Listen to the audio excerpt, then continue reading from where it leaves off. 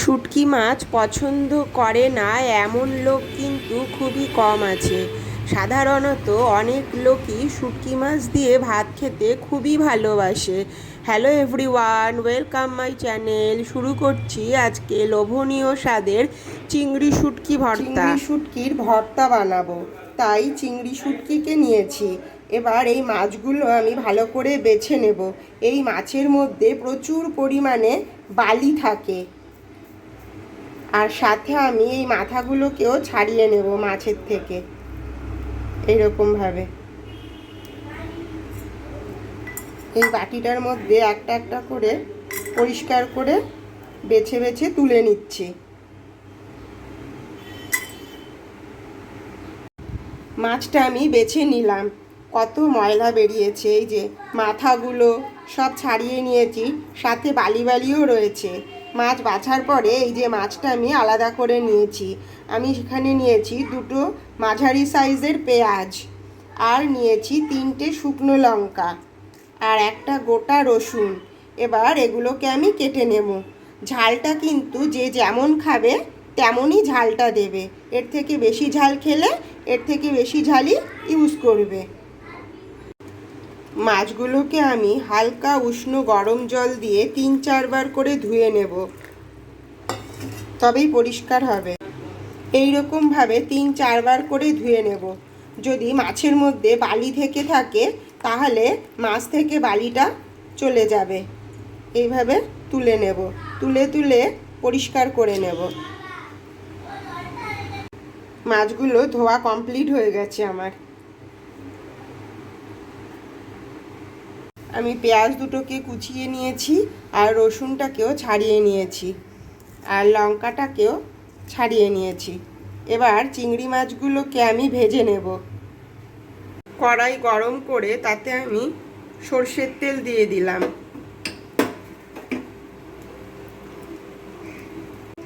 তেল গরম হয়ে গেছে, এবার তেলের মধ্যে আমি মাছগুলোকে দিয়ে দেব, দিয়ে ভালো করে ভেজে নেব। হালকা লাল লাল করে ভেজে তুলে নেব।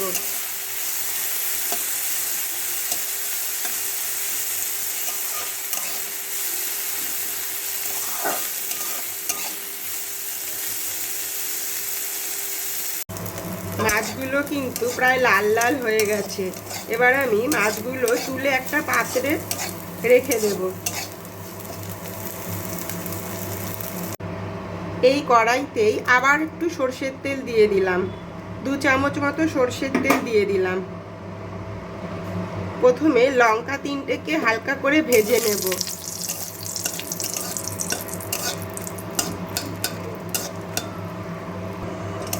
লঙ্কা ভাজাটাও হয়ে গেছে, এবার লঙ্কাগুলোকে তুলে নেব। এই তেলের মধ্যেই আমি রসুন দিয়ে দেব, আর পেঁয়াজটাও দিয়ে দেব।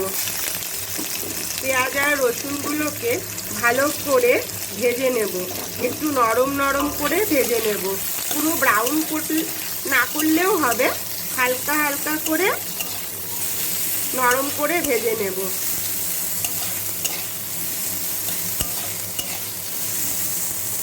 এই ভাজা পেঁয়াজ রসুনের মধ্যে আমি অল্প একটু নুন দেব, আর সামান্য একটু হলুদ গুঁড়ো দেব, দিয়ে ভালো করে মিশিয়ে নেব। এইভাবেই পুরোটা ভেজে নেব।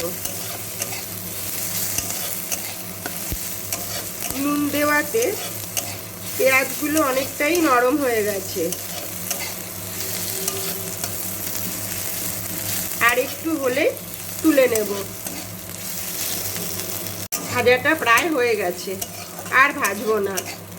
আমার ব্রাউন করার দরকার নেই, সেই জন্য আমি এইভাবেই তুলে নেব। এখানে আমার মাছ ভাজাটা রেডি হয়ে গেছে, আর এখানে পেঁয়াজ আর রসুন ভাজাটা আর লঙ্কা ভাজাটাও রেডি হয়ে গেছে। পেঁয়াজ রসুনের পরিমাণটা কিন্তু একটু বেশিই দিতে হবে, কারণ শুঁটকি মাছের একটা গন্ধ থাকে। সেই জন্য পেঁয়াজ রসুনের পরিমাণটা যদি একটু বেশি দেওয়া হয় তাহলে কিন্তু মাছের গন্ধটা একদমই লাগে না। আমি প্রথমে মাছগুলোকে বেটে নেব। আর যে কোনো ভর্তাই কিন্তু শিলে বেটে করলে তার টেস্টই আলাদা হয়, সেই জন্য আমি শিলনোড়াতেই বেটে নিচ্ছি। এইভাবে পুরো মাছগুলোকেই বেটে নেব।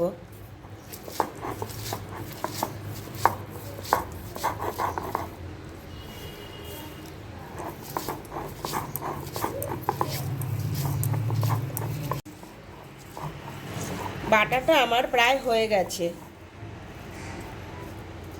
এখানে কোনো রকম কিন্তু জল দেব না, পুরো বাটাটাই জল ছাড়া হবে।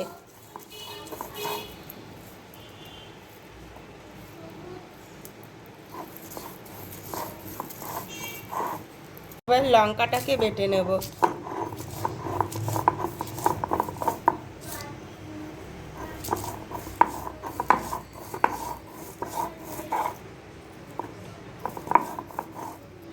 এর মধ্যেই পেঁয়াজ রসুনগুলোকেও দিয়ে দেব।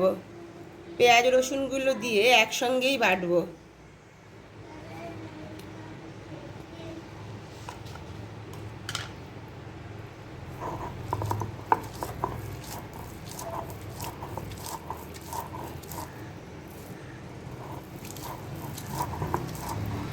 এইভাবেই পুরোটাকে বেটে নেব।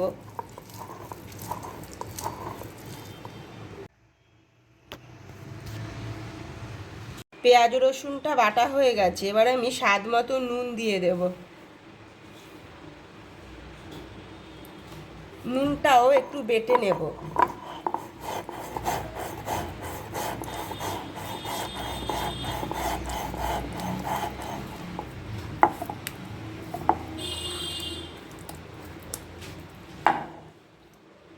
এবার এর মধ্যে শুটকিটাকেও দিয়ে দিলাম, বাটা শুটকিটা দিয়ে ভালো করে মেখে নেব।